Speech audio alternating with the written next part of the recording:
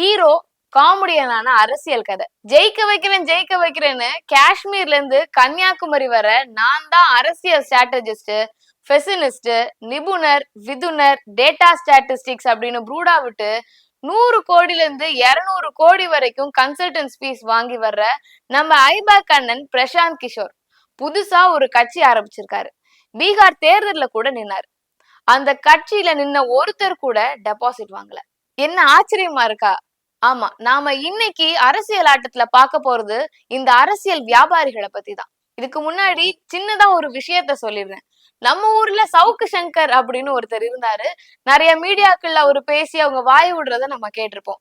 அவருக்கு இப்போ இந்த பொலிட்டிக்கல் ஸ்ட்ராட்டஜிஸ் ஆகணும் அப்படின்னு ஆசை வந்துருச்சு. ஆமா, பிரசாந்த் கிஷோர் வீட்டுல எடுபடி வேலை பார்த்தவங்க, காய்கறி நறுக்குனவங்க, டிரைவர் வேலை பார்த்தவங்க, அவங்க வீட்டுல வேலை பாக்குறவங்க, அவங்க வீட்டுல வேலை பாக்குறவங்களுக்கு வேலை பாக்குறவங்க அப்படின்னு பல பேரு அனில், சுனில், ஷர்மா, நிதின், ஜித்தின் அப்படின்னு பேரு வச்சுட்டு நாங்க தான் தமிழ்நாட்டோட அரசியலை நிர்மாணிக்க போறோம் அப்படின்னு சொல்லிட்டு 2 டேப்லெட்டு, 3 லேப்டாப்பு, 20ல இருந்து 25 எக்ஸல் ஷீட், அவ்வளவுதான் இவங்களோட லட்சணம். இத பார்த்த நம்ம மருமக பிள்ளை இவனுக்கு எதுக்கு கோடி கோடியா காசு கொடுக்கணும், நாமளே ஆரம்பிப்போம் அப்படின்னு பெண்ல இருந்து ஆரம்பிக்கிறாரு. பெண் அப்படின்னா நான் இந்த பெண்ணை சொன்னேன், நீங்க தப்பா புரிஞ்சுக்கிட்டீங்கன்னா அதுக்கு நான் பொறுப்பு கிடையாது.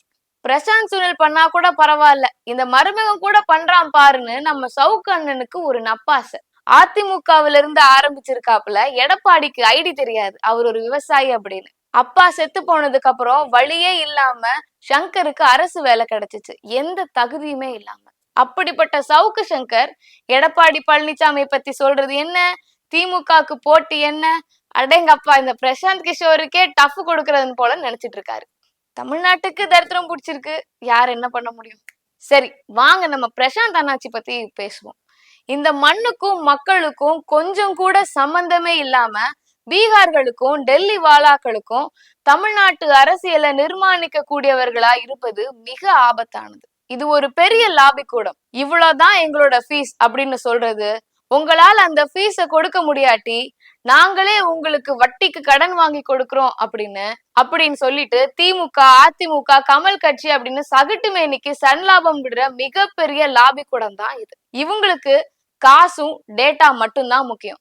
தேர்தல் வந்துட்டா இவங்களை கையிலேயே பிடிக்க முடியாது. பெரிய பெரிய கட்சியில இருந்து சின்ன சின்ன கட்சிகள் வரைக்கும் சிங்கிள் வேட்பாளர் அப்படின்னு டார்கெட் பண்ணி காசு அடிப்பாங்க. அண்ணா, பெரியார், கலைஞர், காமராஜர், நல்லக்கண்ணு, எம்ஜிஆர், கக்கன், ஜெயலலிதா என பல்வேறு அரசியல் சித்தாந்தங்களை உள்ளடக்கி இந்தியாவுக்கே வழிகாட்டும் வகையில தமிழக மக்களுக்கு அரசியல் விழிப்புணர்வை ஊட்டி வளர்த்த இந்த தலைவர்கள் எல்லாம் இருக்கும்போது யார் இந்த பொலிட்டிக்கல் ஸ்ட்ராட்டஜிஸ்ட்?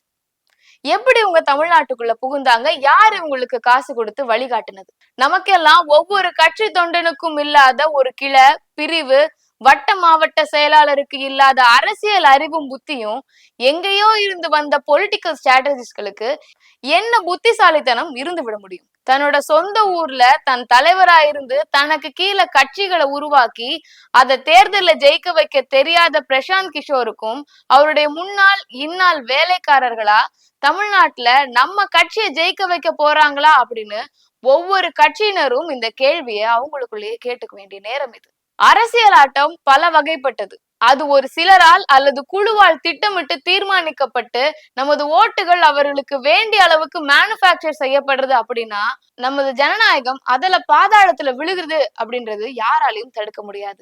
இது நமது அரசியல் அறிவின் மீது நாமளே மண்ணள்ளி போடுற மாதிரி இருக்காதா? அரசியல் என்பது மக்களுக்கானது. 10க்கு 10 ரூம்ல உட்காந்துட்டு ஐடியா சொல்லிட்டு பிளான் பண்ணி எக்ஸிக்யூட் பண்றது கிடையாது. இந்த பதிவு சவுக்கு சங்கருக்கும் சேர்த்துதான்.